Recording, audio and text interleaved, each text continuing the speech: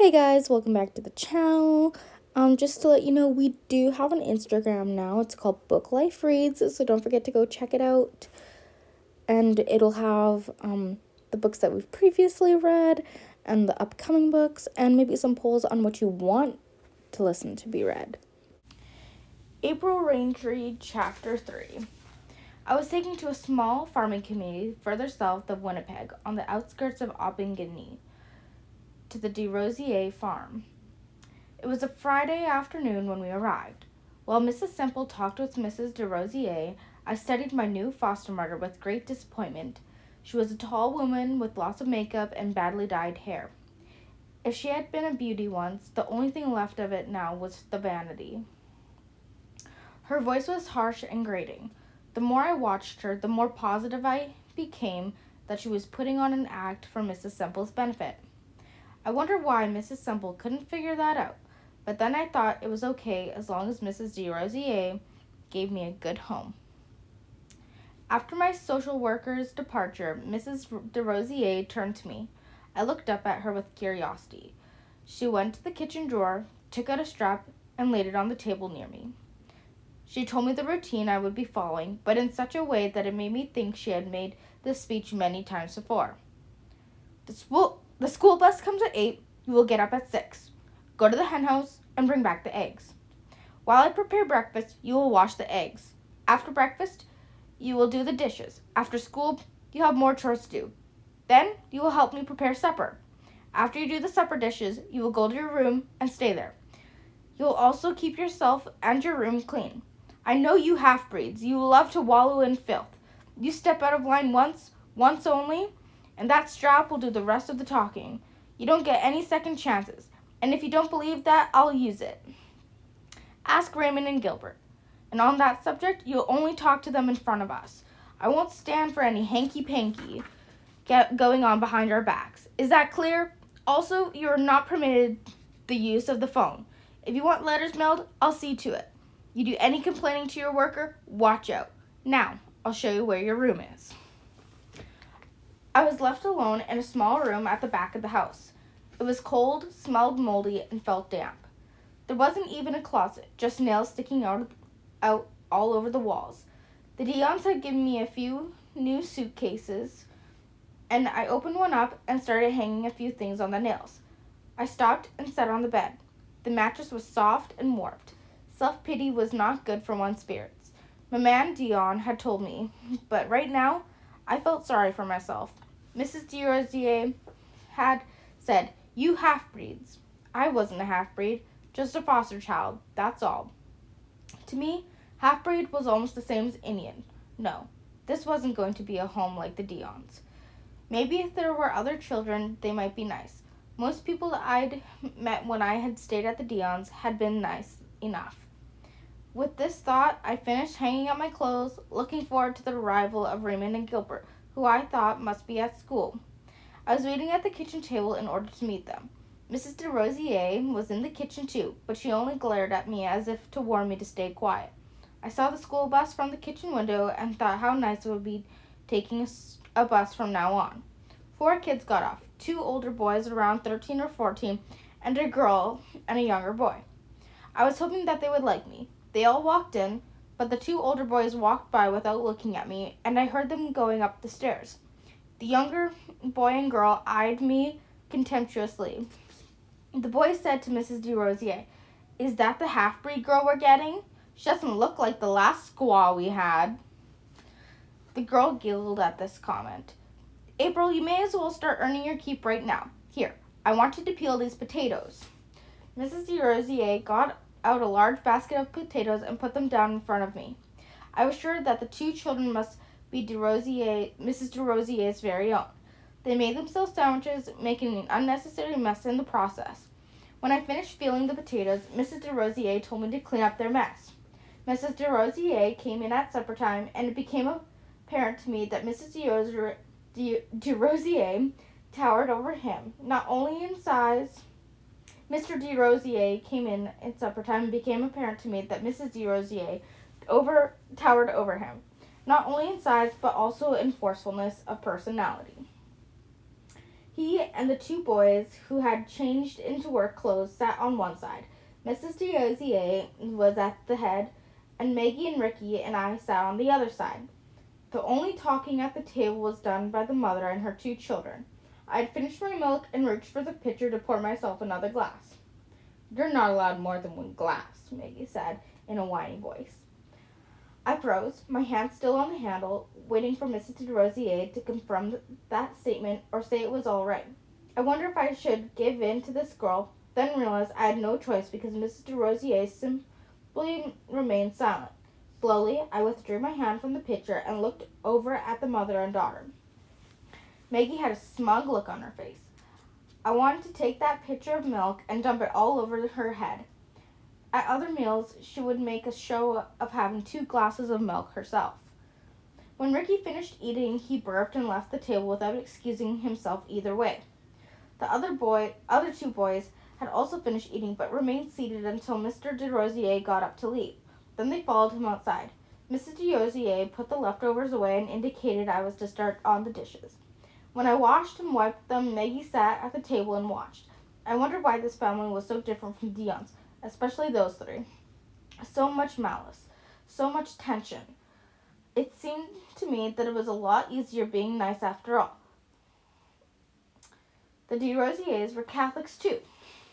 How I wish that my own parents would rescue me, and right this minute would be a good time.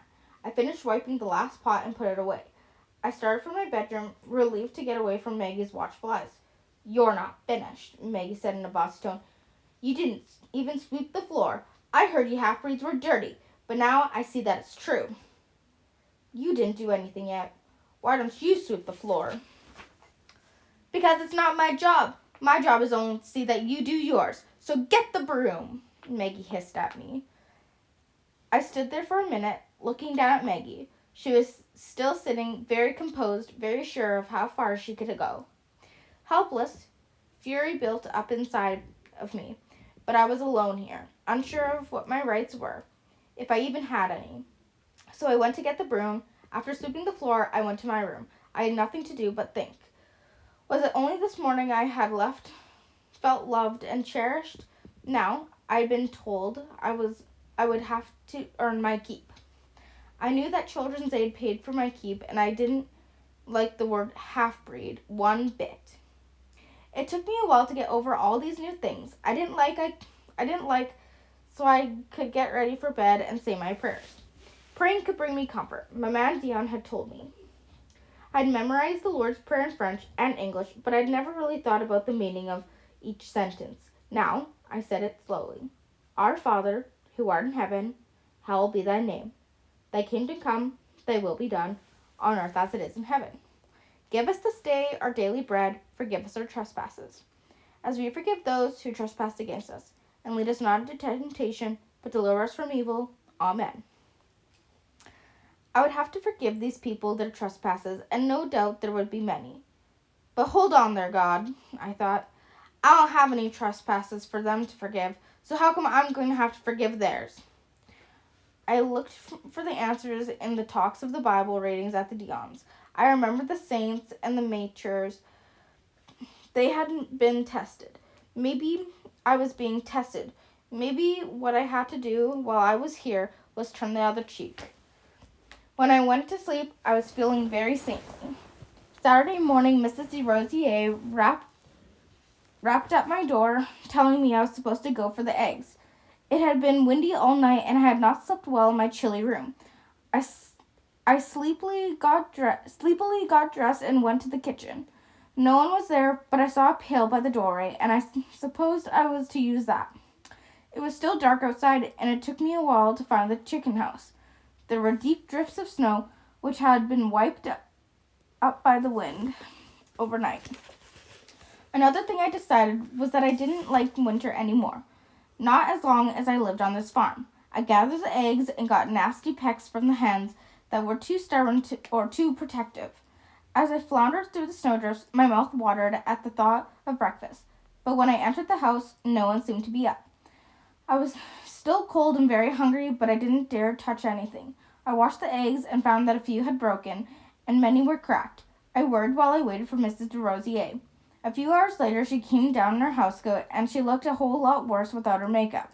She started to put some coffee on to perk and noticed the eggs still drying in the trays. "What the hell did you do with these eggs? They're all cracked. I can't sell them that way." I jumped up when she screamed. She picked up a few of them and threw them down on the floor in front of where I was sitting. She went on ranting and raving, not wanting any explanations. Finally, she told me to clean up the mess, and she started breakfast. When everyone had eaten, she and her 2 children got ready to go to town. She left me instructions to wash the floors and clean the bathroom after I finished the breakfast dishes. I thought to myself that if Ricky had been a girl, I would have been just like Cinderella. When I finished my assigned chores, I washed out my own room, trying to rid it of the musty smell. I had a few hours to myself before they came back, but when they did, Maggie, with her boots on, walked all over the kitchen floor, and I had to wash it over again. On Sunday morning, we all went to Mass. After the services, while Mrs. DeRosier and the 2 older boys waited in the car, Mrs. DeRosier chatted with some neighbors. I was by her side, and she explained my presence, adding that I was a lovely little child, and we all got along very well. She wallowed in their compliments on what a generous, good-hearted woman she was to take poor, unfortunate children like myself into her home. I just stood there meekly, too scared to say different. I had looked forward to Monday because I would be going to school on the bus. There were a lot of kids on the bus already, and being too shy to walk further, I took the first empty seat near the front. I could hear the DeRosier kids tell their friends that I was a half-breed, and that they had to clean me up when I came to their house. They said I even had lice in my hair, and I told the others that they should keep away from me. They whispered and giggled, and once in a while they would call me names. I sat all alone in that seat all the way to school, staring straight ahead, my face burning with humiliation. Fortunately for me, no one on the school bus was in my classroom. By the end of the first day, I had made one friend, Jennifer. Unfortunately for me, I had to board that school bus again to go back to the farm. I had decided that I wasn't going to let them see that their taunts really hurt me. The months went by very slowly. The kids on the bus tired of picking on me, mostly, I guess, because I wouldn't react. My 10th birthday passed without celebration. One evening in May, Mrs. DeRosier told me I wouldn't be going to school the next day because of a family visit. That was my first happy moment since I had arrived. She drove me into Winnipeg, complaining all the way that these visits would disrupt her routine she had set for me. I was waiting alone in the reception area when Cheryl came in, bubbling with enthusiasm. "Hi, April. I got a present for you. Can we go to the visiting room now, Miss Turner?" She asked her worker. After we were left alone in one of the small cubicle-sized rooms, Cheryl turned to me and handed me a gift-wrapped package. "Happy birthday, April. It's a book." "You're not supposed to tell me what it is, Cheryl. Half the fun is trying to guess what it is while I unwrap it." I grinned at her and shook my head. "A book about Louis Riel," I said, and crinkled my nose in a distaste. I knew all about Riel. He was a rebel who had been hanged for treason. Worse, he had been a crazy half-breed. I had learned about his folly in history. Also, I had read about the Indians and the various methods of torture they had put the missionaries through. No wonder they were known as savages. So, anything to do with Indians, I despised. And here, I was supposed to be part Indian. I remember how relieved I was that no one in my class knew of my heritage. When we were going through that period in Canadian history, "He's a Métis like us," Cheryl said proudly. "Mrs. McAdams says we should be proud of our heritage. You know what that means? It means we're part Indian and part white. I wish we were whole Indians." I just about fell off my chair when I heard that. There were a few Indians or part Indian kids in my class who couldn't hide that they were like I did. What they were like I did. They knew their places. But here was my very own sister with brilliant grades saying such idiotic things. Well, I didn't want to argue with her, so I didn't voice my opinion. She continued talking, which was usual for her. "Mrs. McAdams is a Métis, you know, but Mr. McAdams isn't. He teaches somewhere, not at my school. They got a lot of books on Indian tribes, and how they used to live a long time ago. Cheryl paused for a breather, then continued in a somber tone. Mrs. McAdams gave me them to read because no one at school would talk to me or play with me. They call me names and things, or else they make like I'm not there at all. This one girl and her friends would follow me home and make fun of me, so I slapped that girl. So her mom called Mrs. McAdams, and Mrs. McAdams says that all that bad stuff wasn't 'cause I'm different from them. She told me I would have to earn their respect. How come they don't have to go around earning respect? Anyways, I don't even know what respect is exactly. I just want to be friends with them. I knew what Cheryl was talking about from my own experiences on the school bus. Yet, I couldn't share them with her. I suppose it was my vanity. She had admitted to me that some people didn't like her because she was different, but I simply couldn't return the kind of honesty. So, I told her about the DeRosiers and how much I missed the Dions. Telling her how the DeRosiers were mean to me was easy because they probably didn't like anyone, and it wasn't only me. Why don't you give those two kids a good whack? Cheryl asked. Are you kidding? Mrs. DeRosier would kill me, I replied as I leafed through the pages of my new book. Besides, you can't go around whacking people you don't like. Well, that's what I do, Cheryl retorted offhandedly. And what if the kids are bigger and stronger than you? Then I pretend not to hear them, Cheryl answered with a mischievous smile. We both laughed over that, and then we talked of more light-hearted things. I got to wondering about the present my mom and dad would be bringing me. Those precious hours together slipped away, and Cheryl's good mood faded too. Maybe they're not going to come, she said as she paced back and forth. She was puzzled and hurt, and she was fighting back tears. Miss Turner came in to tell me Mrs. DeRosier was there to pick me up. Cheryl begged for just a little more time. I sat back down, and Cheryl came to me and knelt before me. She looked up at me with her large, questioning eyes now glistening. They're not coming, she asked softly. Maybe they got mixed up on the days or something. I knelt down to face her on the same level. Cheryl, no matter what, we'll always have each other. I hugged her close, knowing that what I said was small comfort to her. She started to cry, and that made me cry too. Miss Turner came and poked her head in, saying I really had to go. Cheryl and I started putting on our jackets. She looked so pitiful when I left her alone in the visiting room. Mrs. DeRosier had been told that my parents had not come for the visit. That evening at supper time, she told her own children they were fortunate in having a parent like her, as my parents were too busy boozing it up to even come to visit me. I sat silently, not believing a word of what she said, and pretending the insult of my parents didn't even bother me. She was forever putting my parents down, so I was getting used to her remarks. But inside, I despised her more than I would despise my own parents, even if all the things she said about them were true. Later that night, I lay in bed, unable to go to sleep and unable to say my prayers. I couldn't forget the look on Cheryl's face when I had to leave her. I felt anger towards my mother and father because they were responsible. They were responsible for me being in this foster home. While I was at it, I turned on our Holy Father in heaven. Oh God, why did they let me be born? Why? Why was I ever born? Why do you let these bad things happen to Cheryl and me? You're supposed to be loving, protective, and just. But you're full of crap, God.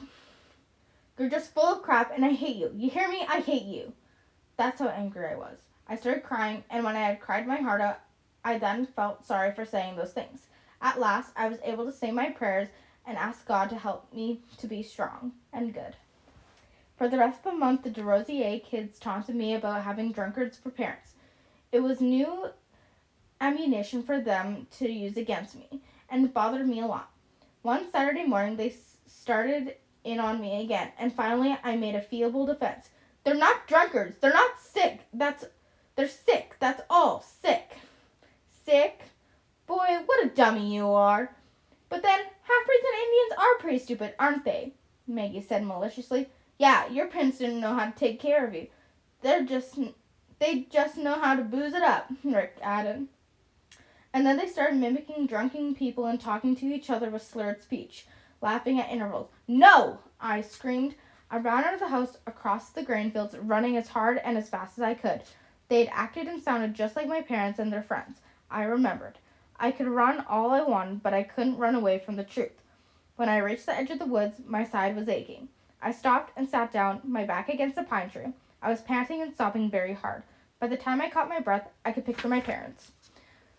So that's why you never got any better. Liars, that's what you were. All those promises of getting well, all those lies about taking medicine, liars. You told us soon, April, soon, Cheryl.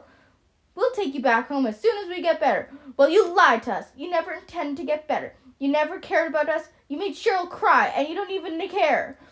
And because of you, I'm stuck here. I hate you both for lying to us. I hope I never see you again. I got up and started walking back to the house because I still had floors to wash. I stopped and thought, no, why should I? They can beat me if they want to. I don't care. I just don't care anymore. To hell with them. To hell with my parents. To hell with everyone except Cheryl. Even the Dions didn't answer my letters. They lied too. They didn't really care for me. But that's okay because I don't care either. I turned back into the woods and made my way through the heavy underbrush. I don't know how far I walked before I came upon a small clearing which bordered the Red River. The sunlight flittered through the towering trees, warming even the shady spots. The area was alive with the sound of birds, squirrels, and bugs. But I felt at peace. The tensions from the past months were lifted. I knew I felt this way because I was all cried out. And I had decided that for now, I didn't care about anything. I wasn't really thinking about anything when I noticed my arms and hands. They were tanned in deep golden brown. A lot of pure white people tan just like this. Poor Cheryl, she would never be able to distinguish her brown skin as just a tan. People would always know that she was part Indian. It seemed to me that what I read and what I heard indicated that Métis and Indians were inclined to be alcoholics. That's because they were weak people. Oh, they were put down more than anyone else. But then, didn't they deserve it? Anyways, I could pass for a pure white person. I could say I was part French and part Irish if I had to. I could even change the spelling of my name. April Raintree looked like one of those Indian names, but if I changed the spelling to Raintree, that could pass for Irish. And when I grew up, I wouldn't be poor. I'd be rich. Being a half-breed meant being poor and dirty. It meant being weak and having to drink. It meant being ugly and stupid. It meant living off white people and giving your children to white people to look after. It meant having to take all the crap white people gave. Well, I wasn't going to live like a half-breed. When I got free of this place, when I got free from being a foster child, then I would live just like a real white person. And then the question came to mind. What about Cheryl? How was I going to pass for a white person when I had a Métis sister? Especially when she was so proud of what she was. I loved her. I could never cut myself off from her completely. And she wouldn't go along with what I planned. I would never even be able to tell her what I planned. I sat there thinking for a long time, but the problem wouldn't be resolved. Well, I had a long time to figure that one out, for sure. She would never turn out to be like the rest of the Métis people. She and maybe Mrs. McAdams were special people. Cheryl was already a whole lot smarter than all the rest of the kids in her class. I sighed, stood up, and stretched. I felt I was ready to face whatever the de Rogiers had in store for me. One day, I'd be free of them. One day. Over the summer holidays, Maggie was going to Vancouver to visit her grandmother. I looked forward to the day when she would be leaving because she, more than Ricky, made my life miserable. She had started coming into my room whenever she felt like it, saying it was her house and she could go wherever she pleased. One night, she was looking at my suitcases thoughtfully and then said, "I'm going to borrow your suitcases for my trip." I looked up at her and said, "You can't take them with you. What if I have to move while you're gone?" "Move? My mother's not going to let you move from here." "Come on, Ape. I've got to start packing tonight," she said in what was supposed to be a sweet, coaxing voice. I knew very well that her mother would let her have her way, but I still felt stubborn. "Look, you owe it to me. You live in my house and you eat our food. You're just lucky I don't tell Mother about your selfishness." With that, she dumped all the things in my suitcase on the floor and took them with her. When she came back from the trip, she kept my suitcases. I asked to have them back several times, but she ignored me. One day, I entered my bedroom and my suitcases were there. They had been scratched up as if Maggie had deliberately tried to cut into them with a knife. Inside, there was dried red fingernail polish poured to form words, ape the bitch. I was angry, but there was nothing I could do about it. I couldn't even show them to my social worker because it would be her word against mine. I thought that would be the end of it, but it wasn't. That same night, during supper, Maggie said, "Mother, Ape let me use her suitcases, and I forgot to give them back to her right away. So you know what she did today? She went up to my room, threw my stuff around, and stole some of my money and my jewelry." I wasn't going to say anything about it, but it makes me mad that she can just come into my room and do that. I couldn't believe what she'd said, and I looked over at her with complete astonishment. I practically growled at her, "You bloody liar!" Mrs. DeRosier slammed her fork and knife onto the table, stood up, and came over to where I was sitting. She slapped me across the side of the head, took a vice grip of my arms, and yanked me out of my chair to shake me, seemingly all at the same time, and she was screaming, "Don't you ever talk to my daughter in that tone of voice again! Who the hell do you think you are? We take you in because your parents don't want. We give you food and shelter, and this is how you pay us back?" Then she asked Maggie, "Is your room still the same condition that April left it in?" "Yes, it is, Mother," said Maggie in an injured tone of voice. "April, you march up there right now. We're going to see what you did, and then you're going to get the strapping of your life." I'd never seen Maggie's room before because the upstairs was off limits to me. Her room was beautiful. The fancy furniture all matched and was white with gold trimming. Her bed even had a canopy over it. The wallpaper was of pink and yellow roses. But right now, books, papers, and clothing were littered to the deep pile rug. "You must be a sick girl, April, to do this kind of thing. What did Maggie ever do to you?" Mrs. DeRosier asked. All the while, I was being shaken about like a rag doll. She marched me back down to my room and started to look through my things. In one of the pockets of my coat, she found some money and some earrings. Maggie was standing at the doorway with a smug look of satisfaction on her face. While Mrs. DeRosier went for the strap, Maggie said softly, "That's what you get for bugging me, April Raintree." The beating I got that night was one of the worst, but I wouldn't cry. That seemed to infuriate Mrs. DeRosier all the more. I was sure that after that, Mrs. DeRosier would have me moved. I thought the beating would have been worth it, after all. I waited for things to start happening, but over the next few weeks, nothing more was said about the incident. At the end of summer, Cheryl and I had another visit. When we got to the Children's Aid office, we were told that our parents were not expected to come. I felt guilty about the resolutions I had made a few months back. To make up for it, I told Cheryl how our family life had been when we were all together. That is, I told her the good things. I told her how Mom used to rock her to sleep and sing songs to us, how Dad always laughed and joked and played with us for hours, telling us lots of stories, how we would all go out to visit our aunts and uncles, or that they would come over to our house, how Dad would bring out his fiddle and play while everyone danced jigs. I wonder if it was right to tell her only the good things. Maybe I was lying by not telling her about the drinking and the fights and the dirty children. But then Cheryl didn't need to know that just yet. I wanted Cheryl to be happy. At our next family visit in October, only Dad came. He explained that he had been up north and couldn't get back for our visits. Mom, he said, was sick. Cheryl accepted the explanations with ease. She was, as usual, affectionate with him, but I knew the truth about them. I was aloof but polite. I had thought once of telling him about what a bad place the DeRosier farm was, but now I didn't bother. He wouldn't care. He pretended to care, but he wouldn't do anything about it. I didn't have much to say to him. As children, that would be the last time Cheryl and I would see him. Winter and spring passed. Life with the DeRosiers was the same, miserable. I'd become bitterly passive and now said fewer prayers. I was sure that God had heard me say I hated him, and he never heard me ask for his forgiveness. 3 more visits were arranged, but our parents never showed up. Each time Cheryl would end up crying. She was beginning to change. Before, she had been outgoing, always talking, and normally cheerful. At the last 2 visits, I tried my hardest to bring out her laughter, but was rewarded only with sad smiles. By the end of June, I had passed grade 6 with a low B average, and that was because English, French, and math were easy for me. I felt torn in different directions and often changed my mind regarding my parents. Sometimes I would think of the life I would have been leading if we were all together.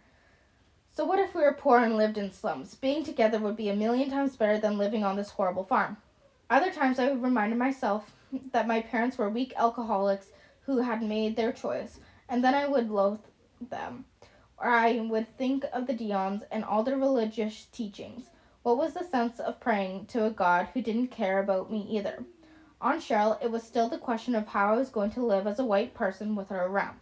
I had 7 more years of probably being stuck with the DeRosiers, and if not, then in some other foster home. 7 years of not having control of my own life. Most of the kids in my class were excited about the summer holidays.